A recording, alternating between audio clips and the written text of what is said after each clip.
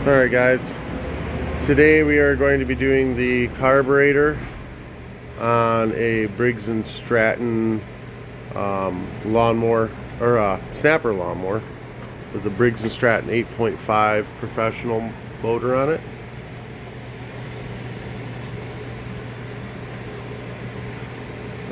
Any of the parts that you'll need I'll put in the description below.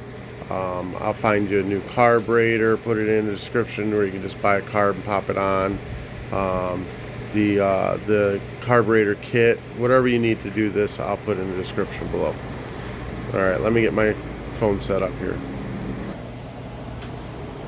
Alright, so first we're going to go ahead and take the air filter off.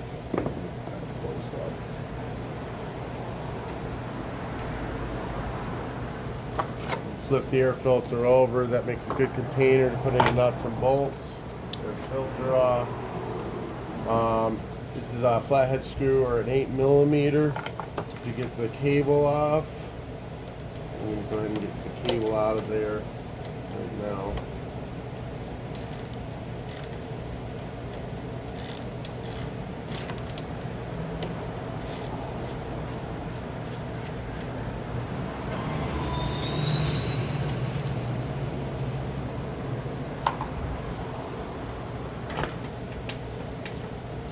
Alright, and then we got two more 8mm. These are actually not 8, they're 5/16. Briggs and Stratton is American, so it's 5/16. I'm just using 8mm, whatever. It fits.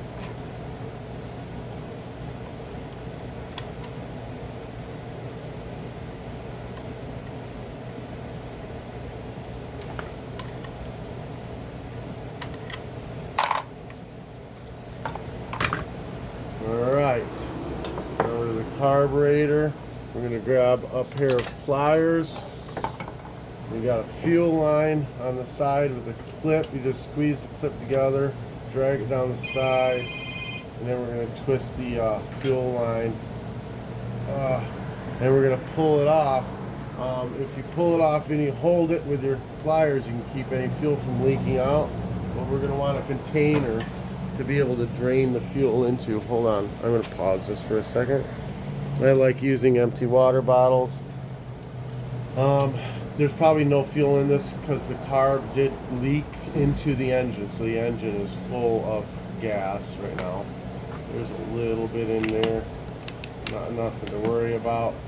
And then we're going to take air and blow out this. We want to make sure there's no water or debris. We're going to blow out the tank. If you don't have air, you can use like fresh gas. Just kind of dump it in there, rinse it through, dump it in there, rinse it through. You know, to make sure there's no water or dirt in there. There's a screen inside the tank. You know, you just want to make sure everything's nice and clean. All right, we're going to blow this one out with air. Make sure she's clean.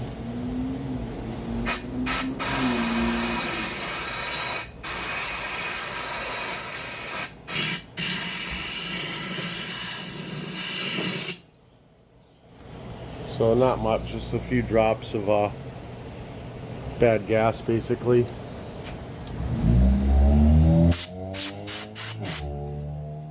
sure she's going out good.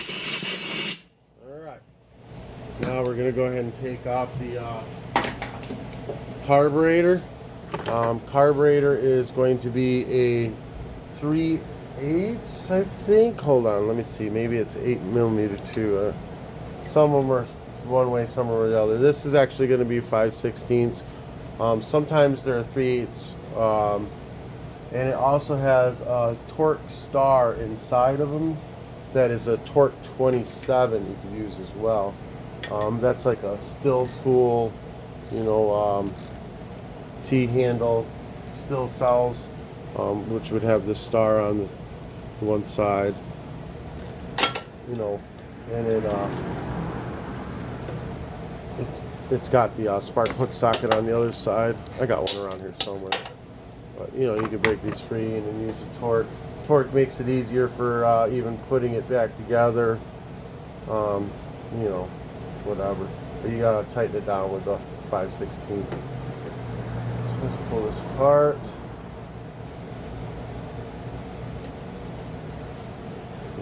bolts out of here. So you're gonna notice we've got this plate here. There's a spring on it. Get it off. This plate is kind of separate from everything else. Come on now.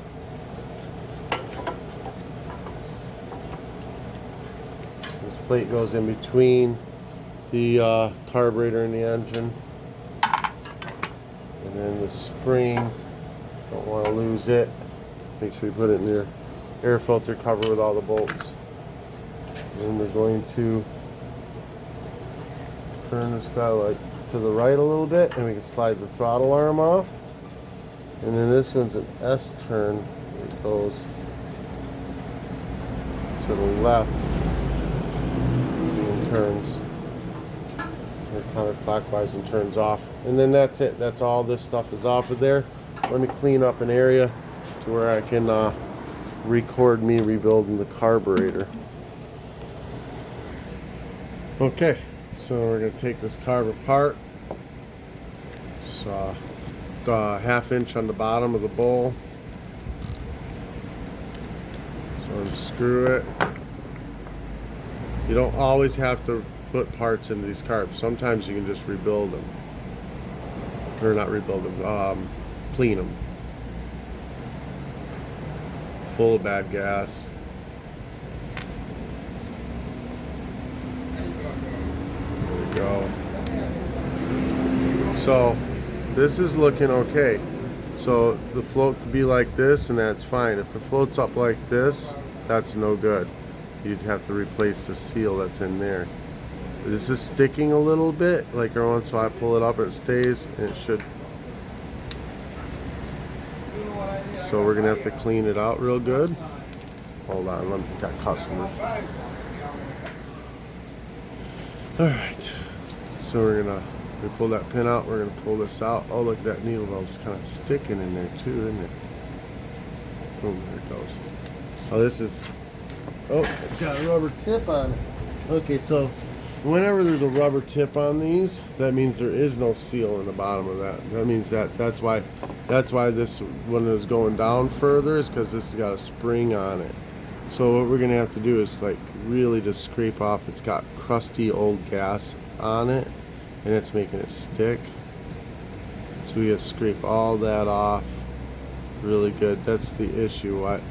Why this thing was leaking fuel so bad, and it actually filled the oil up with gas. So this is working. That's pretty.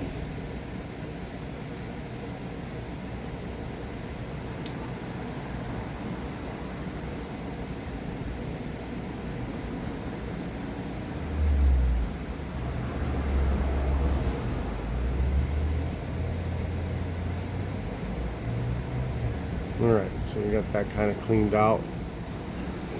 We got little crusties going on everywhere in here. You can put it like in an ultrasonic cleaner with fucking toilet bowl cleaner or something and clean it all out. Mineral spirits, whatever. I just go through with like a little screwdriver, scrape off any of the big chunks. That's all you're really worried about in it, is the big crusties. You make sure that they're not there.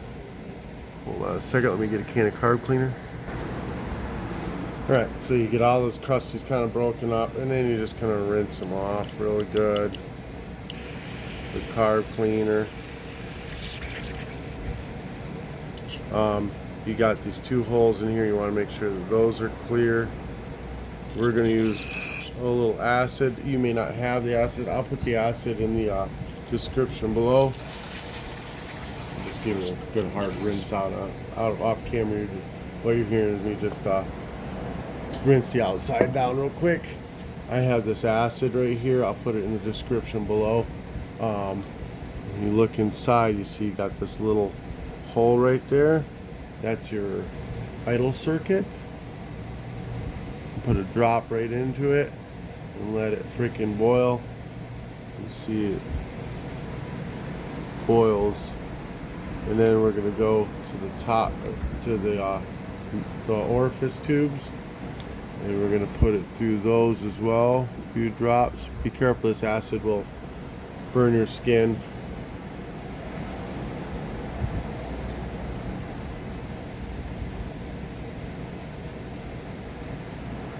And then I'm gonna rinse it out gently so that I don't get any splashback. Don't full force it. Just nice and gentle. If you get any on your skin, just rinse it out. Wear safety goggles. You do not want this stuff in your eyes.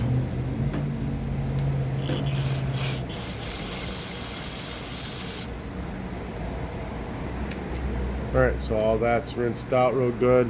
Make sure in here's rinsed out good. I'm going to take it off camera and really rinse it real good. I don't want to use acid on that because I don't want to etch it out. If I have to, I will. It depends on if it's still leaking or not. That's your main jet, the bolt in the bottom of your bowl. That's your main jet. Take this gasket off there. If the gasket isn't loose or doesn't want to come off, just leave it alone. Yeah, I'm going to leave it right on because it's not wanting to come off. Because you can reuse it, you know.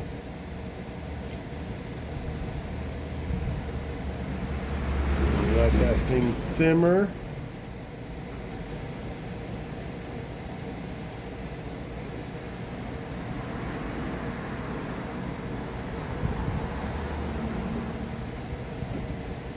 This will make that jet like brand new again. Make this engine run perfect. Sometimes even better than when it was new.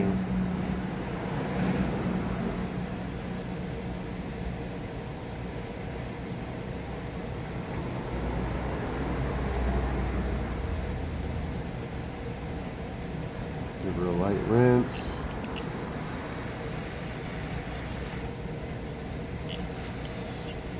And we're going to go through. Oh, look, it's wanting to come off now. There we go. We're going to go through this main jet.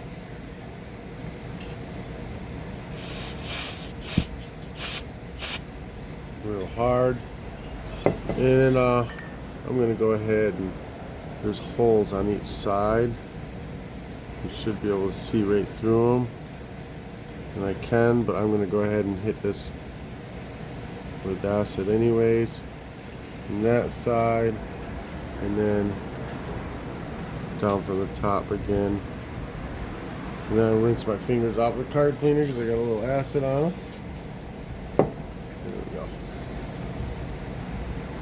You know, it's not like gonna destroy your skin. It's not a big deal. A little water instantly will remove it. Rinse this off real good. You see this thing looks practically new, right? Alright. Then make sure this guy is nice and cleaned off. Make sure the bowl is nice and cleaned off. I always stick my finger under in here. Get a little carb cleaner in the bowl. And then you can do some wipe around with your other finger. Your gloves, if you're going to buy plastic gloves to use, it has to be vinyl ones. These chemicals will eat the other gloves right up. It has to be vinyl gloves if you're doing this stuff. Rinse this off real good. Alright, now we're going to go ahead and put it back together. Alright, we're going to put the needle valve, see this little arm flappy thing right here, it's going to be up, needle valve is going to be down, like so. We're going to take the carburetor, we're going to join the two together, like so. Pin inside, hold this down, then we're going to give everything a rinse off camera I am, but just want to give it a blast through real quick, make sure that that's all good. I'm noticing some dents in this guy's carburetor where he's hitting the carb trying to make it stop. I'm going to put them towards the back side of this and it'll keep from touching the bowl itself. And then gasket on there, and jet / bowl bolt on there, and then 1/2 inch little freaking Tighten this down. Alright, now if you blow through this when this is upside down like this, you should not get any air through it. If you turn it like this, it should flow freely. And it's fine. So it works perfect. Alright, now we're going to put it all back together. Let me set the camera back up. Alright, so we're going to go ahead, throttle arms on the back, chokes on the front. We're going to do the choke arm first. We're going to go this way, like this, stab it in, and then boop, roll it over. And then this one, same, we're going to hook it right in, boop, roll it over, no problem. Stab the fuel line on. We're going to grab it with a pair of pliers, the clamp, bring it all the way down, back on. It's nice and clamped down now. We've got the metal plate. Where's the metal plate go? There it is. It goes here, goes in between. It's going to go like that. Let me find all the bolts now. I need the two longer bolts. I need the longer bolts. They're going to go through the carburetor, the metal plates, and right in to the engine. Same with this side. That's where that torque would come in nice and handy. Is this it? I hope so. Oh, wait a minute. Wrong bolts. Not the longer ones, the shorter ones. I'm an idiot. Shorter ones, the ones with the torques in them.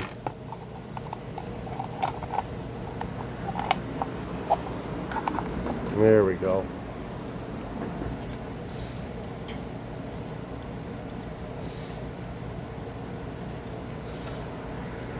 Shorter one in there. Use the torque to get it started. This one in there. Helps make it easier getting it started. And we'll go ahead and wiggle that a little bit. It's fine. Get these all kind of started down in there. Before it gets too tight, just wiggle it again. Make sure it's, you know, like on the outside, not stacked under something, you know. Go. Those. Hand tight with this. We'll tighten them with a wrench in a minute. We're going to get the spring out. The spring is going to go from the throttle part of the carburetor. You'll see a little hole for it. Is there a little hole in there? No. Why is there no little hole in there?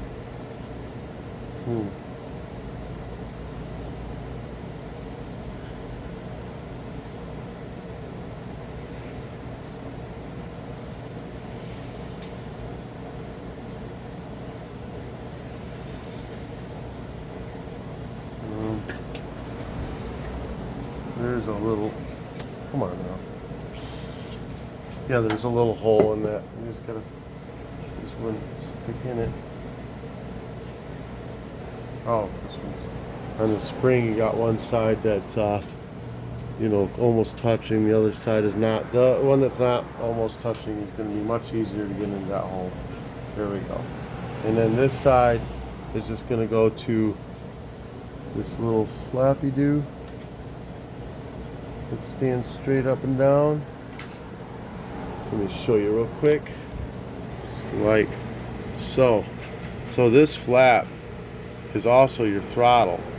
So if you were to bend this flap this way, it would throttle it up. It would make it higher RPM. If you bend it this way, it'd be lower RPM. So that's what this spring is, kind of like your governor spring. You know, controls it all. All right, we got that. Let me put you back up on this holder again. All right, and then we've got the plastic air filter assembly. There is a gasket on this carburetor. I left it right on there. If it falls off, there's little nubbins right here, here, and here where you can put it back on. I'll try to find this gasket for you too online. not super important because it's an auto choke, so it'll run without that gasket. You want to have as much of it on there as you can. It keeps the dirt from going behind the air filter assembly, so it is important. But you can also even just if you didn't have a gasket on there, you could take and do black RTV silicone very thin on this side and on the carburetor side, and then let it completely harden, because this side isn't going to get any fuel, it's just going to be air going through. When it completely hardens, then you can put it back together. Just don't clog any holes or anything like that, you know. Let me get this started on.